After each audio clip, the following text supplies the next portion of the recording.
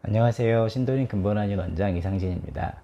근본한의원은 병의 원인을 찾아 몸의 근본을 다스린다는 뜻을 담아 만든 이름입니다. 오늘도 교통사고에 대해서 여러 가지 질문에 대해서 답해보는 시간을 가져보도록 하겠습니다.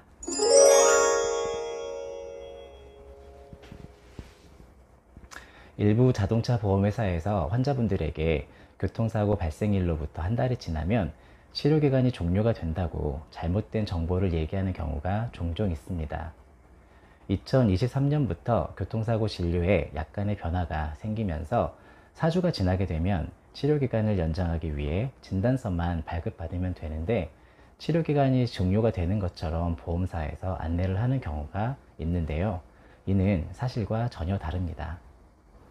교통사고로 인한 통증과 불편감의 치료기간은 환자분의 기존 몸 상태와 사고 당시의 충격 등에 따라 개인 차이가 있기 때문에 해당 사고로 인한 증상들이 사라질 때까지 충분한 기간 동안 보장이 됩니다.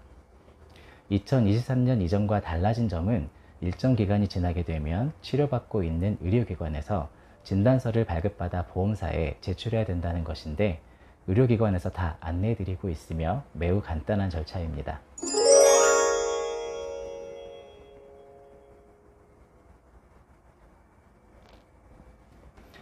이것도 사실과는 전혀 다른 내용입니다. 사고가 발생했는데 상대방 차량이나 이륜차가 책임보험에만 가입이 되어 있는 경우에는 합의금 산정 시에 치료 기간이나 횟수에 따라 금액의 차이가 생길 수는 있지만 이것은 올해부터 바뀐 것이 아니라 예전부터 있던 내용입니다. 책임보험을 제외하고 본인 과실이 100%가 아닌 만약에 10%라도 상대방의 과실 비율이 있는 경우에는 대부분 치료기간이나 치료 횟수와 합의금과는 전혀 관계가 없는 경우가 많습니다. 간단하게 생각하시면 본인 과실이 없거나 경미한 경우에는 상대방 보험이 책임보험만 아닌 경우에는 전혀 신경을 쓰실 필요가 없습니다. 교통사고가 만약 본인의 과실이 더 큰 경우라고 한다면 가입한 자동차 보험이 자상이라고 한다면 마찬가지로 신경을 쓰실 필요가 없기는 하지만 간혹 자손으로 가입을 하신 경우에는 본인의 과실 비율에 따라서 치료비 보장에 어느 정도 제한이 생길 수가 있고 합의금 산정 시에도 과실 비율만큼은 감가가 생길 수는 있습니다.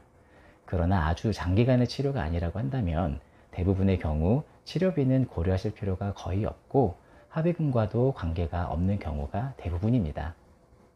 따라서 보험료 할증을 걱정해서 통증이나 불편감이 있는데도 사고 접수를 하지 않거나 아직 치료가 마무리되지 않았는데도 합의를 빨리 하는 것은 잘못된 선택이고 충분하게 치료를 받고 보장을 받으시는 것이 훨씬 유리하고 현명한 선택입니다.